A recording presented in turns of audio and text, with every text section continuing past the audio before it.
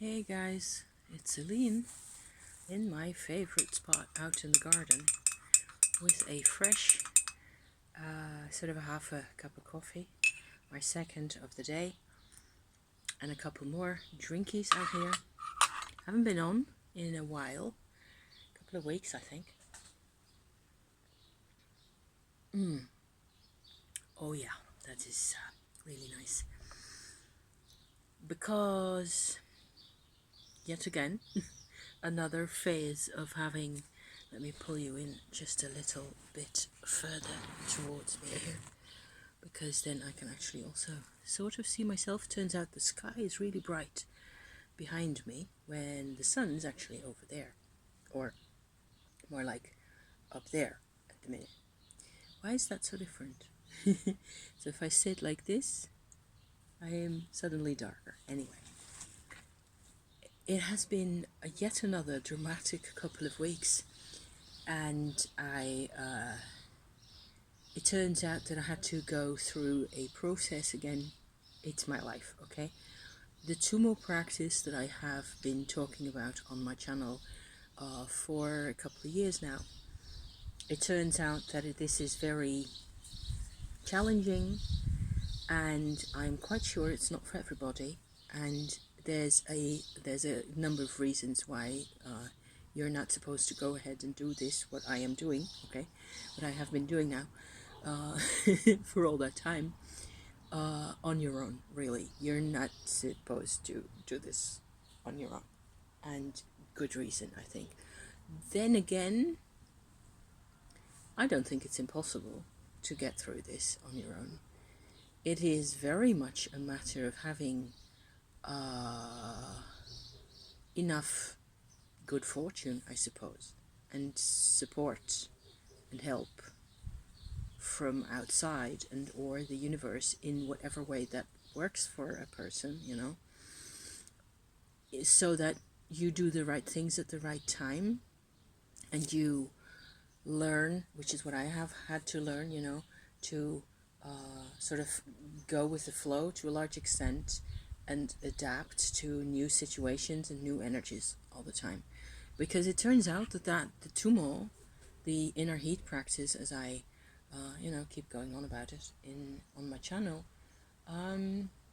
brings you, it's like every day it's a whole new world, for me anyway. I don't think you could do this practice without it being a new world every day, because I think that is why people try to sort of constrict the practice in the context of monasteries, the life of religious monks, nuns, people practicing this kind of often traditional approach. People do not do this in the wild unless you're a lone yogi or yogini practicing in the mountains by yourself. There's those people, and I feel very connected to those kinds of people. Not that I actually ever meet any of those people in real life or online, because they're not online. They're doing what I'm doing. So yeah. So you need some kind of stability in order to be able to do this. And it's not surprising that everybody who wants to practice inner heat is always told, find yourself a teacher, find yourself a lineage, find what works for you to connect to so that you can be safe. I don't think it's not safe to do the practice. I think the practice by itself is very healing, and it's extremely supportive, and it can help you in a million ways. It's what it's doing for me. It's helping me resolve issues that I thought were impossible to resolve. It's helping me get rid of anxiety on a lot of levels that I thought was impossible for me to overcome. And I'm overcoming it. I'm actually becoming so much stronger with a lot of upheavals and a lot of stress and a lot of worry often. So I need to also really you know, be sensible about things, use my brain, and make sure that I do what makes sense, you know, and that can be a different thing on a different day. So today we have a really nice day. It's quite hot outside, and this is the best spot to be, under the fig tree. There's a fig tree on this side and a yew tree on that side, and actually a plum tree and a couple of bushes and so on. So this is a bit of a green oasis, very small, just the size of my garden, in my neighborhood here. Everybody else is baking in the sun. They've got it's like 30 degrees centigrade today, and it's going to be just one day of actual heat again, which is Dutch. You know, Dutch climate does that.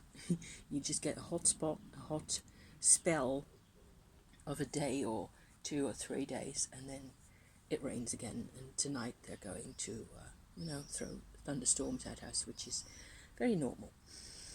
So as it is today, I thought I would really like to just basically come out and show you my spindles and my results from my spinning, because it's the cutest thing ever. I am just having so much fun, and I am having so much, whereas I have been doing wool, spinning sheep's wool for a couple of years now, fairly regularly, depending on whenever I get really too stressed out, or like I don't have any energy left or whatever, I skip spinning, even that altogether. It's also very much my brain, that once I completely leave off the activity, I will forget all about it, even if the spinning wheel is sitting right in my living room and just waiting to be used. I will just forget all about that. That has happened even during the winter now. So it turns out I'm doing more spinning now in the summer than I was doing in the winter, actually, which is kind of funny, because normally with sheep's wool, certainly the type of raw sheep's wool that I use, most of the time it has grease in it, lanolin, and sheep's grease, and that gets in your skin. With these kinds of temperatures, that's not possible. You can't work sheep's wool, I think. I would think that's completely uncomfortable. However, what I've discovered recently is these things. So I did a sort of a tutorial a couple of weeks ago. I think it's one of the last videos that I made on my channel. So if it's not the most recent one, then it's just before that, where I made a spindle out of a dishwasher brush. Okay, so this is the one I've been using for this type of wool. So these are clean sheep's wool merino with some silk in, beautiful colors. As you can see, this is a part of a batch that has besides the sort of a vanilla color, it has pink and sort of peachy colors and a bit of lavender as well. Beautiful. And this is from another sort of a floof that I ordered these online, that has all these like, it's actually blue. That's the color, like that, blue and sort of lavender in as well. And I am combining it with this, which is like a cinnamon terra kind of an earth color. So that is one thread, okay, and I can spin with this. So because it doesn't have any grease in that thread, as well as alpaca, which I have been working with quite a bit, especially this gorgeous black, the deepest black. It looks brown now on the screen, which is kind of funny. Let me see if I can bring that closer, and it still kind of looks brown. This is as black as night. It really is super beautiful, and it was the first fleece of an animal, a young black alpaca animal, that I managed to get. I combined that with this one, which is a real dark brown. You can see that that is lighter in color, I hope. And I have a paler, like a caramel color as well. And by now I also got a sort of a lighter, slightly lighter brown that has more grey mixed into it. So lots of alpaca, and the alpacas, they don't have the lanolin production in their skin apparently. So that stuff, you can just get the fleece and sort of card it. You have to pull it apart with carding paddles, and then so you get a nice fluffy, like what I showed you here. You know, this stuff has all been carded, and you can spin ahead. So I have another bag. This has been a great excuse, all this, to make more bags or repurpose old bags. This is the actual spindle bag that has all the tools in principle, theoretically, that I'm using. So this is the spindle that I use for the alpaca threads in there. I combined the, sorry, I think that was a little spider or some such creature that fell out of the tree.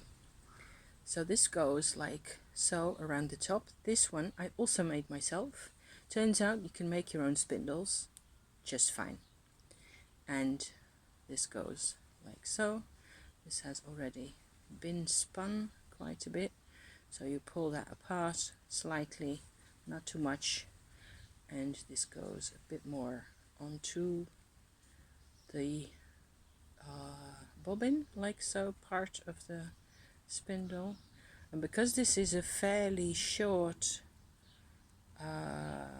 see, I turn that in the same direction all the time, pull it apart a bit.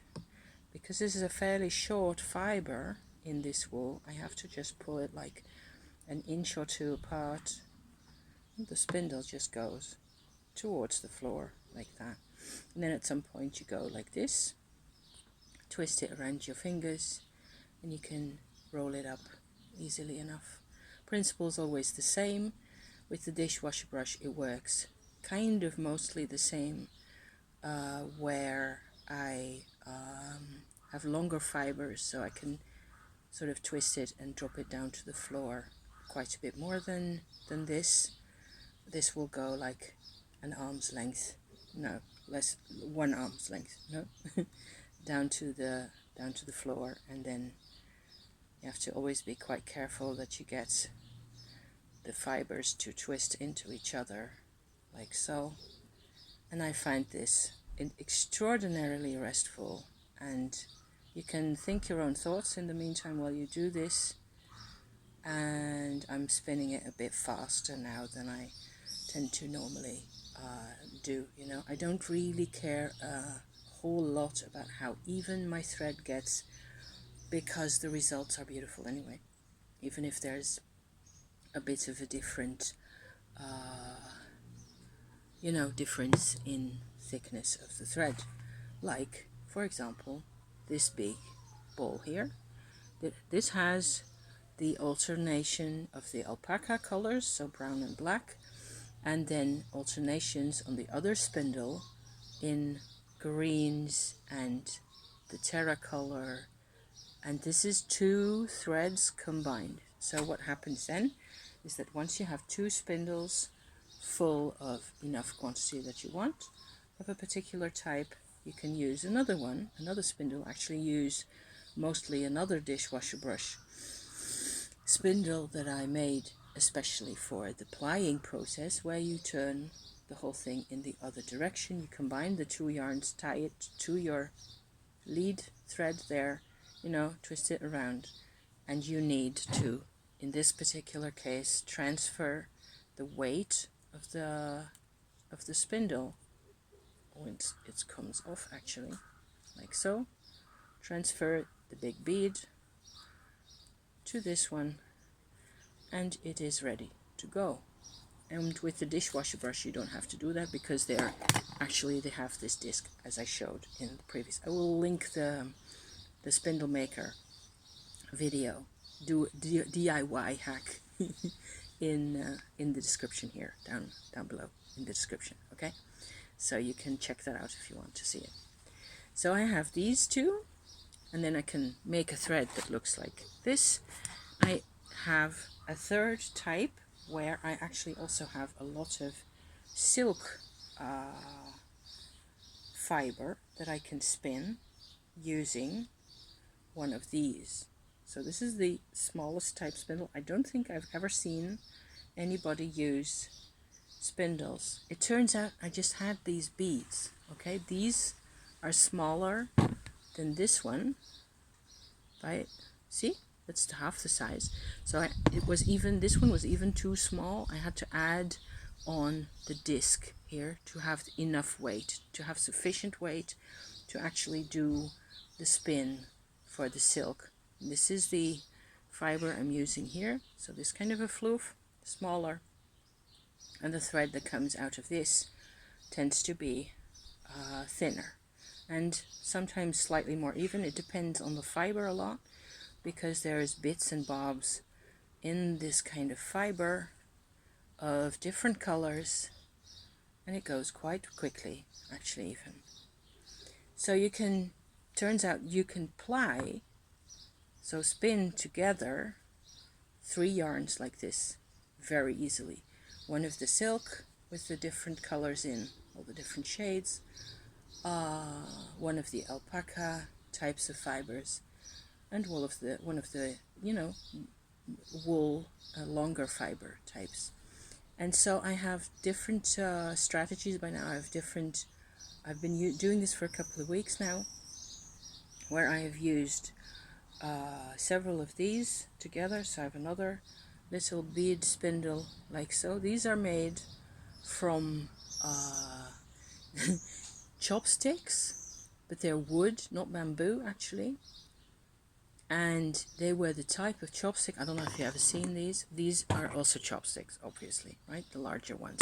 They're fine. That's just straightforward. You just have to carve a hook on the end of one of them, and they're of each of them. In order to be able to have the, pull on the center like that, you need the hook at the end. And those are bamboo, the longer ones, but these are not. These are wood.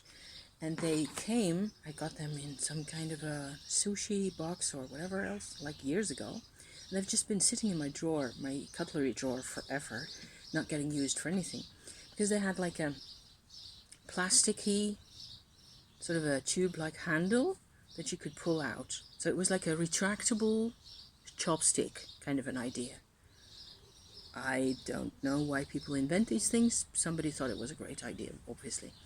Pulled off the plastic bits and carved the hook, and it turns out that if you transfer the bead from one to the other, you have to have like this kind of a weight, more or less.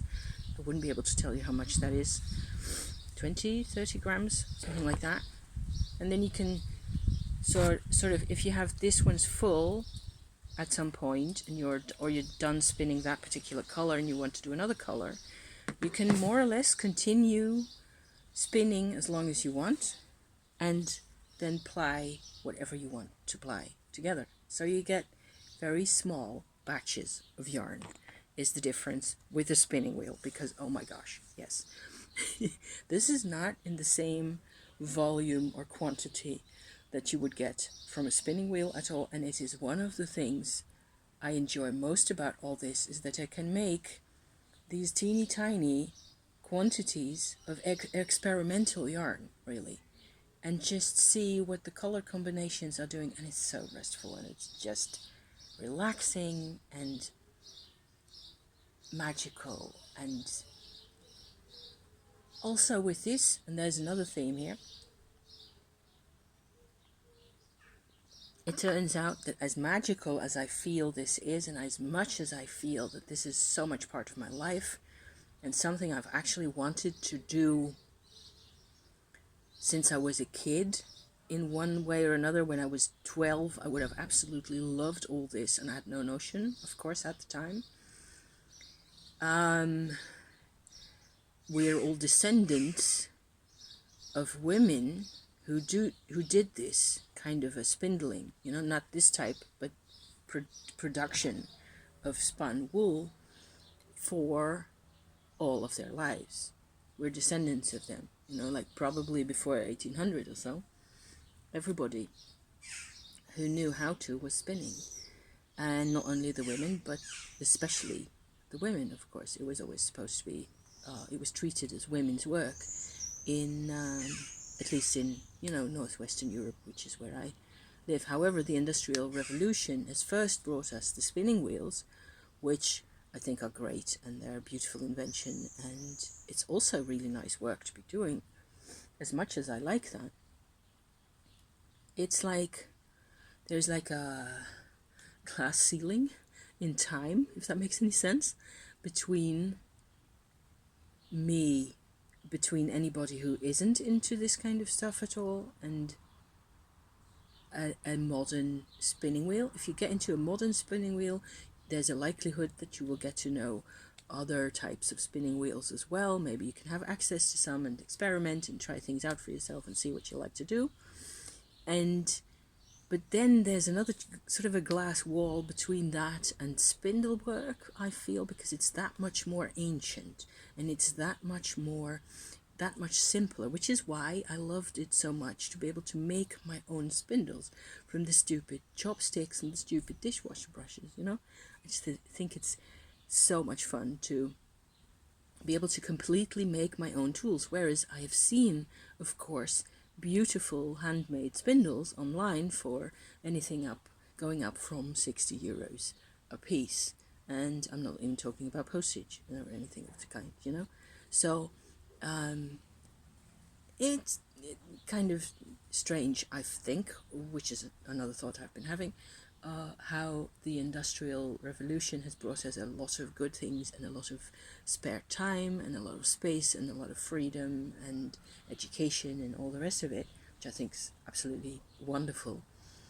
At the same time, you have to sort of claw your way as an artist through the unknowing, okay, of all these kinds of things. And if you can invent things for yourself like I've been doing, I don't see why I haven't come up with this, since I like it so much, 10 or 20 years ago. I didn't have time. I didn't have the normal excuse. I didn't have time. But yeah, so however way you want to turn this, literally, I get a lot of little helpings of little bits of yarn of different styles and types now, whereas this is actually quite a larger quantity. This will probably end up being a scarf. I will probably end up crocheting if that's the word, a scarf out of this during the winter, and I will be using all the other threads, or a lot of the other threads, in layers. If you layer brown, darker and lighter brown colors, if you sort of crochet or knit those in rows underneath each other like that, you get a really beautiful, like a cake-like pattern, or it's really beautiful to be using that kind of pattern. So that's what I'm looking forward to doing in the winter some of the time. And yeah, so I actually do use all of these. I have six of these now. 3 of the little ones, 7. 2 of the big bamboo ones with the big bead, and 2 of the dishwasher brushes. So I spend quite a bit of time doing this, and it gives me time to contemplate my life. And yet again, and that was what I was going to say just now, I've been noticing this in my own life quite a bit recently, where I'm even a bit upset with myself, because what I do is I've inherited, obviously, from my ancestors quite a bit of creative juice or genes to make things for myself, to not only draw or write. I can more or less do I have a lot of creative juice, and I need a life, which is what I have actually, so yay, I'm just so lucky, I need to organize my life so that I express what I need to express in my life. And sometimes things are a bit more difficult, what with the 2 more developments and all that. There's a lot more that can be said about the inner heat practice as it has been going recently with activating my heart chakra, and in here a lot of that has been extremely painful. Just in a nutshell, it has been painful and exhausting and difficult, and it looks like the worst is over. So yay for that.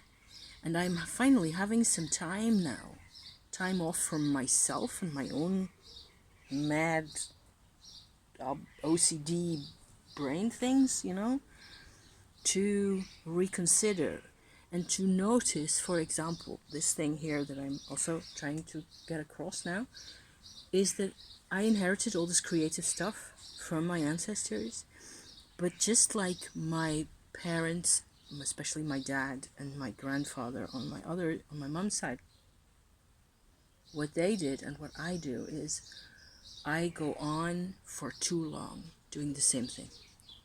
So I sit here, I could sit here and spindle for days on end. At some point, for me, okay, my temperament, at some point, I do get bored. I even get annoyed with myself.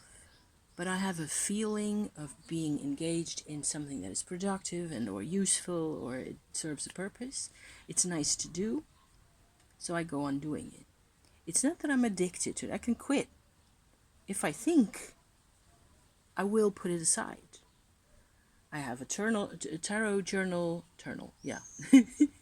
See what happened there? I have a tarot journal thing I need to be writing out. I have a regular journal thing I need to be writing out. Updates for myself, things about my past weekend, what's been happening. There's quite a bit of Mercury retrograde inside me that still wants to go over things and rethink things and put things in perspective and so on. And I will be doing just that in a little bit. I'm, gonna finish my drinkies here and probably put my spindling business away for a bit. Because what I saw myself and my ancestors doing is like having this wall of activity, of creative activity, constantly making and coupling things together and being very inventive and being, smart about things and making it up as you go along and whatever else, all that as a wall between you and actually being in the now and just having your life as it is. It's like for them it was, either they used to build radios and things like that. They used to be really self-sufficient also with carpentry jobs and really handy in all sorts of ways. Really wonderful. But for my grandpa, I am absolutely positive that my grandfather was unaware and completely used his creative capabilities as a smokescreen between himself and having an experience of what his life was like. It's like his life was not full of joy. He had problems and, things that were never really processed. And he'd been through Indonesia in the concentration camp back in the time, and he lost his wife after the war, and he suffered from migraines and all those kinds of things. Just one person, and there's his children all have migraines, and I'm a grandchild of his, so I know what it's like to some extent. I think their migraines were always lots worse than mine. But there's the need in the person which was never let out in those generations. My grandparents' generation, my parents, they were never in a situation where you could let out the trauma, basically. You had they had no way of, we don't really understand it anymore the way it is nowadays. Because nowadays, younger people most often find they have not been as restricted as when they grew up. So, you know, they're more used to having a bit more freedom of expression, and often they often do carry some of the trauma. If the parents and grandparents were traumatized, there's always a likelihood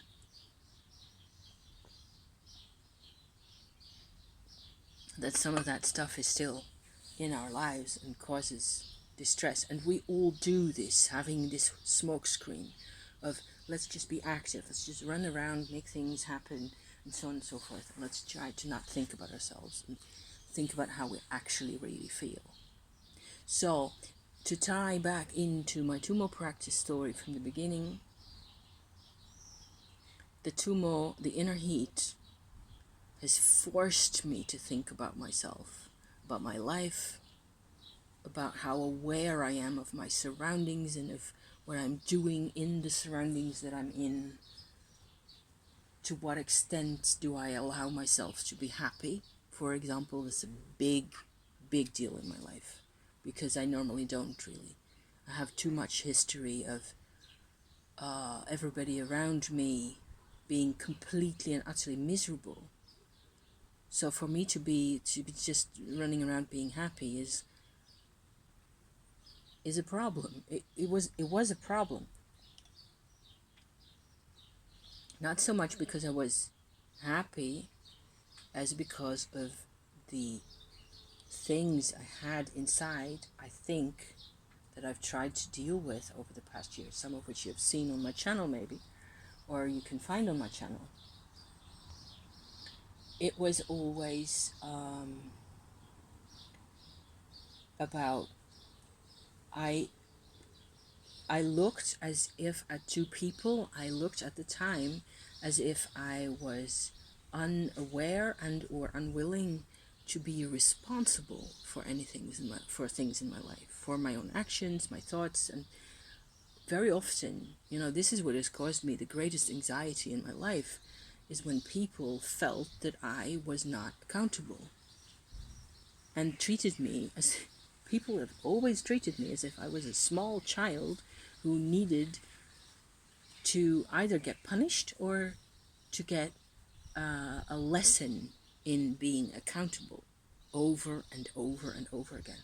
Oh my gosh, yes. And I was scared of that, scared of people, and scared of interacting with people, scared of the telephone, scared of strangers, you name it. I'm not scared of everything. There's a lot of things that other people are scared of that I don't care about. So it's personal, I guess. Yeah, it's different for different people. So we have figs as well. See? We have figs now. And my fig tree is doing rather well. It's a huge mess up here, but it's very green and it keeps the sun out. And these are the thoughts I keep having, and these are the thoughts I keep sort of having to journal about. It turns out that the most fundamental lesson I've learned recently with my inner heat practice, inner heat's the same as Tumo, by the way, in case you didn't pick up on that the heart and thymus area in here, these vibrational parts and emotional parts have been activated to a large extent, to an extent in the past 2 months that I have never felt before, through doing the inner heat practice in here and having a couple of ideas brought to me and realizing what it felt like, and then going from there. I have learned a little more about what it means to be me, and to self-awareness, I think, actually sits in here, right here, for everybody. Okay, so not my self-awareness sits right here, and then it goes from here, which is funny because the thymus gland is actually an organ that distinguishes in your immune system between self and non-self. That's on Wikipedia, so you can check that out for yourself if you want to. And vibrationally, the same happens right here in this sort of a whole center here, where self-awareness, as in what I've been talking about to my husband recently actually is there's a difference in by now what I call by now personality, which is like your potential, and actual character, which is kind of the same thing but more realized and more self-aware and stronger, and where anxiety doesn't show up in the same form that it used to anymore. And that is so weird, and it's so wonderful. And I just have been going through these kinds of processes and developments over the past couple of months, like I was saying, and it's been an immense roller coaster, and I'm still sort of reeling, really. And I have to still, this has to sit for a bit. Kind of hoping that things, as it is now, things we're sort of going into slightly more manageable terrain now. I feel actually that is really the case. Hopefully. And like I always say, one game at a time, so yeah.